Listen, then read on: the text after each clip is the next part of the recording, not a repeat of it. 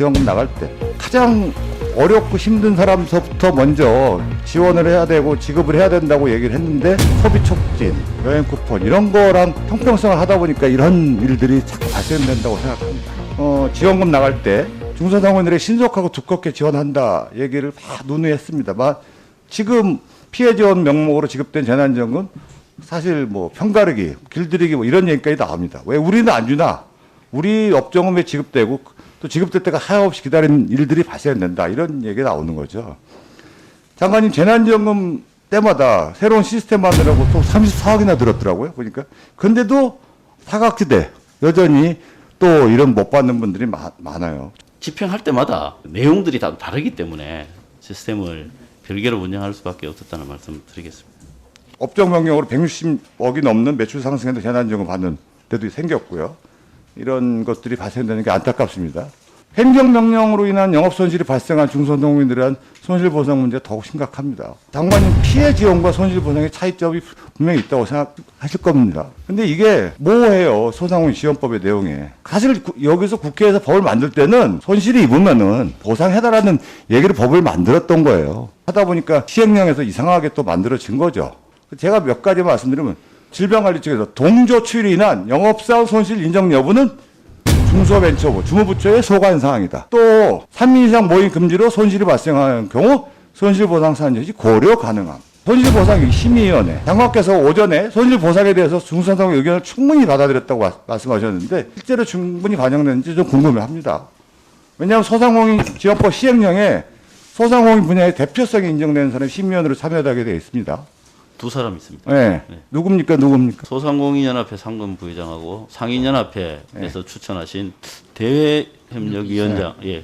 연합회 상금부회장은 이제 행정직이고 상인연합회 같은 경우 전통시장인데 이 손실보상하고도 조금 직관적 영향은 좀 없는 것 같은데 뭐 그렇다 치고요. 그분들이 나오자마자 손실보상 80% 결정에 반발해서 기자회견을 했어요. 길거리에 나와서 구호를 외쳤다고요. 이런 결정을 하실 때는 회의록하고 전 과정을 좀 공개하시는 게 좀 어떠셨느냐. 공개를 안 하는 것보다 공개를 해서 얻어지는 이득이 저는 훨씬 크다고 생각합니다.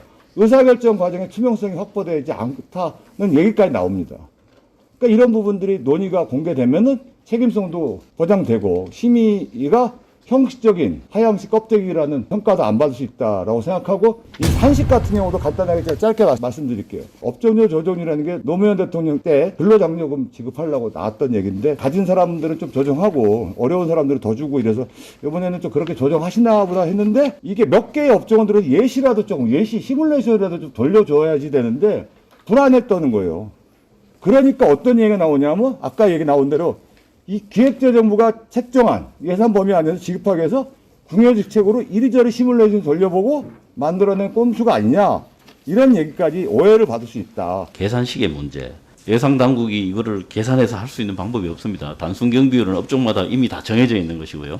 각 업체들이 본인들이 신고하는 내역에 따라서 정해져 있는 것이기 때문에 그거를 어떻게 뭐 조작하거나 만들 방법은 없는 것이고요. 해당 부처에서는 뭐 더 충분히 못 해드리는 거에 대한 안타까움이나 죄송한 마음은 여전히 있습니다. 그때 우리가 예산할 때 대출이라도 좀 이건 좀 풀어보자. 이건 지원이 아니니까 지원금이나 보상이 아니니까. 그래서 그때 예산도 증액시키고 막 그랬는데 지금도 보면은 예산이 저신용 소상공인 융자 같은 경우는 아직 소진이 안 되고 있어요. 신용이 좋은 사람들이 어디 있겠습니까? 다 빚으로 버티고 있는데. 제가 요번에 그 카드사 한번 받아보니까 다 카드론 받고 전부 다 신용 서비스 받고 있어요. 끝이 어디겠습니까? 그 딸린 가족들까지 어디겠습니까?